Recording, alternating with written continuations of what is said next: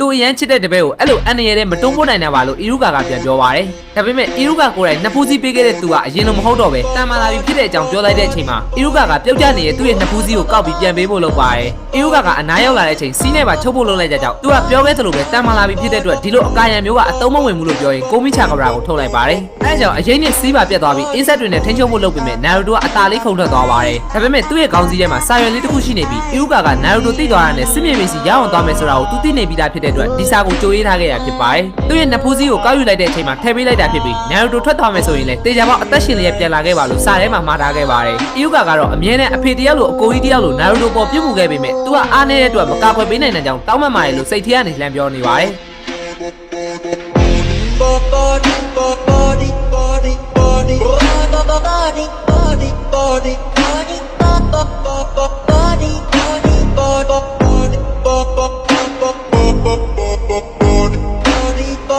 body, up, up, up, up.